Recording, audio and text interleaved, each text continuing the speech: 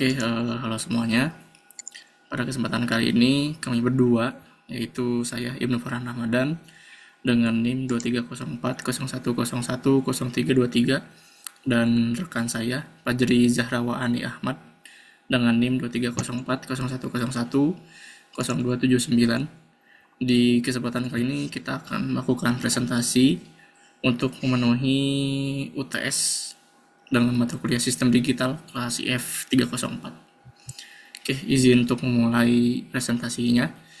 Di sini kita akan presentasikan hasil jawaban dari soal yang telah diberikan, di mana ini untuk soal yang pertama, yaitu ada jelaskan 4 jenis sistem bilangan, yaitu desimal, biner, oktal, heksadesimal, dengan contoh konversi 75 desimal ke biner, oktal, heksadesimal.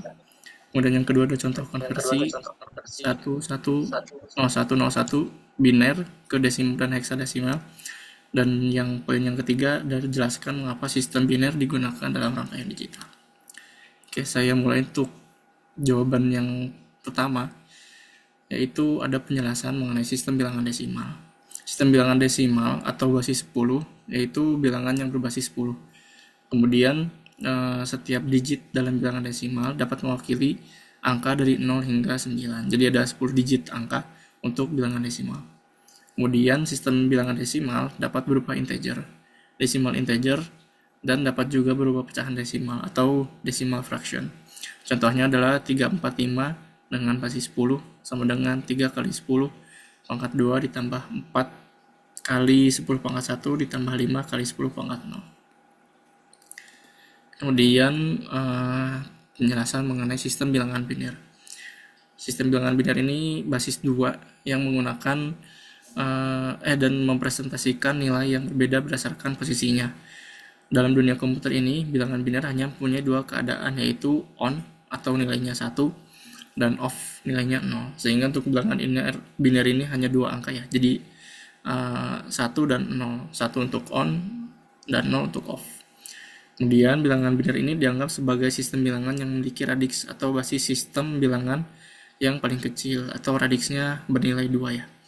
Contoh dari bilangan biner adalah 1011, di mana 1 kali 2 pangkat 3 ditambah 0 kali 2 pangkat 2 ditambah 1 kali 2 pangkat 1 ditambah 1 kali 2 pangkat 0 atau nilainya itu dalam desimal yaitu 11. Kemudian ada sistem bilangan heksadesimal basis 16 yang diambil dari heksa yang berarti 6 dan desi berarti 10. Digambarkan sebagai representasi bilangan 16 digit dari angka 0 sampai 9 dan huruf dari A sampai F. Dan kata lain, 9 angka atau digit pertama direpresentasikan sebagai angka, sedangkan 6 digit berikutnya itu direpresentasikan sebagai huruf dari huruf A sampai huruf F.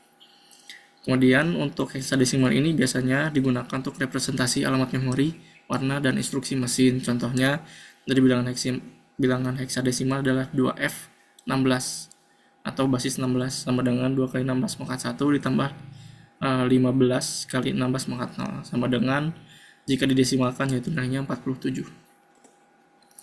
Berikutnya kita lanjut ke contoh konversi 75 desimal ke biner, oktal, dan heksadesimal. Dimana untuk desimal ke biner ini menggunakan metode pembagian 2, dimana untuk pembagiannya ya di sini tertera ya, dari 75 dibagi 2 hasilnya 37, dan di sini ada sisa baginya. Nanti dari hasil sisa baginya ini ketika diurutkan dari yang paling bawah. Jadi untuk binernya nilainya yaitu 1001011.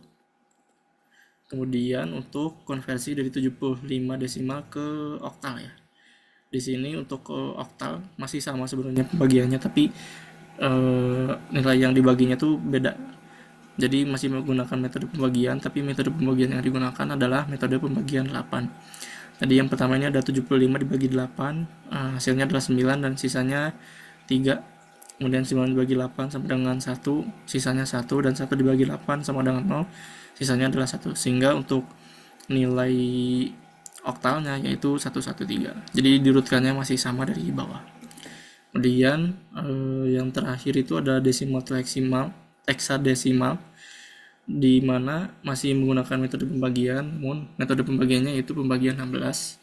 Yang pertama ada 75 dibagi 16, hasilnya 4, sisanya 11, dan 4 dibagi 16 sama dengan 0, sisanya adalah 4. Nah, untuk pembacaannya masih sama, jadi ketika dikonvert menjadi heksadesimal nilainya menjadi 4b. Jadi karena 11 itu sudah lebih dari digit angkanya dan udah masuk ke digit yang huruf. Nah, jadi untuk 11 itu nilainya adalah B. Jadi untuk 75 desimal itu nilainya sama dengan 4B di heksadesimalnya. Kita lanjut ke contoh konversi yang kedua untuk soal 1B 11010101 biner ke desimal dan heksadesimal. Nah, di sini untuk biner ke desimal itu menuliskan nilai tiap bit berdasarkan pangkat 2, di mana untuk bit yang pertama nih 110101 nilainya itu 2 pangkat 5, di mana 1 kali 32, kemudian 2 pangkat 4, 1 kali 16 mana 16, kemudian 2 pangkat 3 karena 0 di sini ya, 0 jadi 0 pangkat 3, hasilnya 0, kemudian di sini ada 1, nilainya itu 2 pangkat 2 sama dengan 4. Kemudian untuk bit 0 yang ini 2 pangkat 1 0, dan yang terakhir 2 pangkat 0 itu hasilnya 1 ya, atau 1 kali 1. Nah, untuk hasilnya berarti 145 21 53 ya untuk desimalnya. Kemudian untuk konversi dari dari biner ke heksadesimal itu dengan melakukan pengelompokan biner per 4 bit dari kanan seperti berikut. Jadi karena di sini ada 110101, jadi masih ada kurang 2 bit ya. Jadi ditambahkan 0 di depan sehingga jadi hasilnya menjadi 0011, kemudian 4 bit berikutnya adalah 0101. Dimana untuk perhitungan pertama 0011 yaitu nilainya sama dengan 3, dan untuk berikutnya ada 0101. Jika di heksadesimalkan nilainya sama dengan 5, sehingga hasil dari konversi 110101 biner ke heksadesimal adalah 35. Oke, berikutnya di soal 1C ini akan dijelaskan oleh rekan saya yaitu Fajri. Silahkan Mas Fajri. Oke, selanjutnya saya akan jelaskan jawaban nomor 1 poin C. Mengapa gitu sistem biner selalu digunakan pada rangkaian digital seperti laptop kita, monitor, mouse, HP, dan perangkat digital lainnya. Ya, mungkin simpel ya. Dalam perangkat tersebut yang saya sebutkan itu di dalam itu ada PCB, dan dalam PCB itu ada banyak sekali transistor gitu, dimana transistor tersebut tuh setelah di set itu terdapat gerbang logika gitu, di mana cuma memiliki dua kondisi, di mana satu atau nol, di mana kondisi tersebut dipengaruhi oleh tegangan listrik yang masuk ke dalam transistor tersebut. Yang berarti satu itu ada tegangan listrik dan nol itu tidak ada tegangan listrik. Nah, mungkin memang apa sih itu istilahnya dipakai, ada beberapa poin. Yang pertama ya stabil gitu dan tidak mudah salah. Keadaannya juga cuma dua tuh, 0 dan 1, off atau on, dan kondisi tersebut terjadi karena adanya tegangan listrik gitu. Pada poin 2 di mana biner ini mudah diimplementasikan itu pada hardware gitu. Jadi ya seperti saya sebutkan sebelumnya gitu, di mana kondisi 0 dan 1 itu dipengaruhi oleh arus listrik atau tegangan listrik ya. Saya agak lupa, mungkin kalau di teks itu arus listrik gitu ya. Sepertinya arus listrik. Oke, berikutnya. Next slide. Nah, jadi ada dua poin lagi mengapa itu dipakai bilangan biner. Yang ketiga ada sederhana gitu untuk operasi logik gitu. Karena terdapat tiga operasi logik gitu yang paling dasar, di mana or, and, dan not gitu. Dibuat karena hanya ada dua kombinasi antara 1 dan 0 gitu, mempengaruhi hasil dari operasi logika tersebut. Terus ada poin terakhir, di mana si sistem biner ini dapat diolah gitu dengan sangat cepat. Representasi biner memungkinkan komputer gitu dapat memproses data menggunakan rangkaian logika yang sangat efisien gitu. Next slide. Mungkin ada pertanyaan kedua, di mana kita eh, harus menjawab dan membuat gitulah, merancang state machine menggunakan 3 state S0, 1, S3 menggunakan salah satu flip-flop SR, D, T, atau JK gitu. Dan dengan 3 langkah yang harus dilakukan, yang pertama pembuatan tabel transisi, terus penentuan input FF berdasarkan karakteristik, dan kemudian poin terakhir hasil gambar rangkaian dari tabel transisi yang telah dibuat gitu. Oke, next slide. Jadi untuk jawaban poin A, nah poin A ini eh, jadi untuk pembuatan tabel transisi itu kita tentukan dulu gitu menggunakan flip flop apa, dan kami sudah menentukan flip flop yang digunakan itu flip flop D atau flip flop data. Alasannya ya dapat flip flop data ini dapat merepresentasikan sampai 4 step. Ya, jadi mana satu flip flop D itu bisa sampai 2 state gitu. Jadi kita perlu 2 D flip flop untuk implementasinya. Jadi 2 pangkat 2 jadi 4. Dan yang dibutuhkan adalah 3. Jadi pas lah istilahnya. Dan transisi state-nya pun juga berurutannya dari S0, S1 sampai S2. Dan balik lagi ke S0. Jadi looping lah istilahnya. Nah, contohnya misal gitu, output dari flip flop-nya adalah key 1 dan key 0. Nah, di sini bisa dilihat pada tabel gitu. State 0 terjadi ketika output key 1 dan key 0-nya 0. Kemudian berikutnya S1 state kedua gitu ketika outputnya adalah 0, ya key 1-nya 0 dan key 0-nya 1 gitu. Kemudian state ketiga atau S2 terjadi ketika output yang dikirim key 1 sama dengan 1 dan key 0 sama dengan 0 seperti itu. Dan sebenarnya karena flip flop memiliki 4 step, jadi untuk state keempat kita tidak pakai seperti itu. Next slide.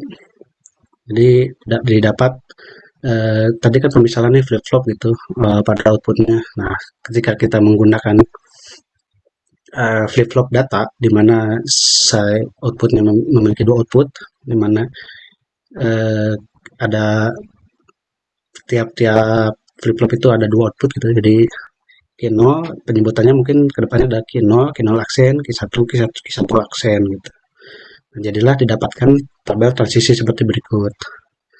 Ketika state tadi kita ada state 0, 1, 2 memiliki output 0, 0, Q1 0, Q0 0, Q1 state-nya outputnya 0, Q0 aksen outputnya 1 gitu. Agak beribet ya. Dan berikutnya seperti pada tabel gitu. Di mana Q1 adalah keadaan berikutnya gitu. Oke, next. Nah, mungkin jawaban dari 2B tadi baru 1A ya, 2A dimana pembuatan tabel transisinya. Kemudian kita tentukan input flip flopnya gitu menggunakan berdasarkan karakteristik. Di sini kan menggunakan flip flop data ya, dimana D data D sama dengan key aksen gitu untuk datanya gitu. Berarti input D sama dengan nilai state berikutnya. Nah, dapatlah tabel seperti berikut setiap D gitu. Jadi agak panjang juga nih sebetulnya. Ketika output Q1 dan Q0, Q1, Q0, Q1 aksen sama dengan 0, maka didapat data data D1-nya 0 dan D0-nya 1 gitu. Dan berikutnya dan ya selanjutnya gitu. Nah, mungkin ada pembahasan di bawah ya pada teks itu. Jadi bisa diambil logikanya seperti persamaan D1 gitu. Di mana D1 itu value dari D1 sama dengan Q0 gitu. Kemudian value dari D0 itu ketika si Q1 aksen sorry mungkin ini ya lebih ini lagi persamaan D0 itu ketika Q1 value-nya 0 dan Q0 sama dengan 0, maka D0 sama dengan 1 seperti itu. Mungkin next slide. Nah, mungkin untuk jawaban dari 2C ini rangkaian akhirnya seperti berikut. Jika dilihat dari state tadi sebelumnya gitu, ketik untuk mungkin ini nggak penjelasan ya untuk yang sorry ke gambar lagi. Jadi ada dibutuhkan dua flip flop data, ya, flip flop satu dan flip flop 0 gitu, di penyebutannya. Dan flip flop satu menyimpan data satu, flip flop 0 menyimpan data 0 dan mengeluarkan output sesuai ini gitu, sesuai angkanya gitu. Contoh tadi mungkin kita ke step 0 dulu. Ketika Q0 Q0 dan Q1 mungkin dari D0, D1 dulu ya kita bagaimana cara mendapatkan value D1 gitu. Jadi dilihat D1 value-nya 1 ketika Q0 value-nya 0 gitu. Mungkin jika jika dilihat gitu dan Q1-nya aduh agak beribet juga ya. Mungkin harus dilihatkan sama tabelnya nih. Coba ya ke tabel lagi. Ya, nah ini nih. Ketika Q1 Q0 Q1 Q0 dan Q1 aksen value-nya 0, maka D0-nya 1 dan D1-nya 0. Coba balik lagi ke gambar.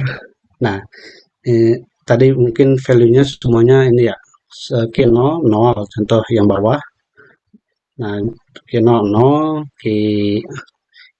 sorry, Q0 aksen 0, Q0 1, dan Q1 aksen 1 gitu. Mungkin ini ada ini kayak whiteboard. Nah, set, aduh nggak bisa ya. Jadi ketika Q0 aksen mengarah ke N dan Q0 mengarah ke N yang atas dan Q1 aksen itu value-nya Q1 aksen value-nya 0. Melewati not maka value-nya 1. Jadi yang FF0 dulu nih. Si Q1 aksen value-nya 0 melewati not ke N. Jadi 0 jadi 1 nih yang bawah. Nah, jadi Q1 aksen ke not jadi 0 value-nya jadi 1, kemudian Q0 aksen value-nya 1 masuk ke N. N itu ngecek 1 1. Maka value data dari D0 adalah 1. Seperti itu. Mungkin dilihat lagi dari tabel sebelumnya. Nah, baris pertama tuh. Jadi benar ya. Value D0-nya 1 gitu dan value D1-nya 0. Coba untuk value D1 0 gimana? Tadi belum dibahas ya.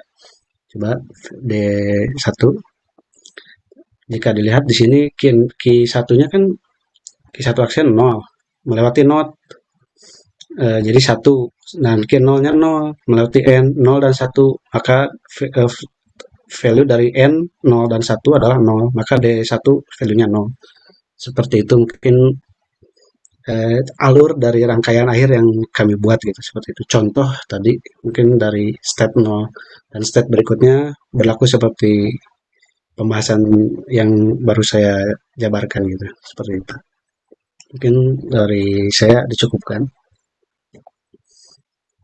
Oke, terima kasih Mas Fajri. Mungkin kurang lebihnya penjelasan dari rangkaian akhirnya dan untuk nomor 2-nya yang tadi ya, untuk state machine-nya sudah dijelaskan oleh Mas Fajri. Betul. Semoga dapat dipahami materi yang kita sampaikan dan semoga bisa bermanfaat juga. Mohon maaf apabila masih ada kekurangan selama kita presentasi, baik dari materi ataupun penggunaan kata-kata yang masih belum maksimal. Terima kasih. Terima kasih.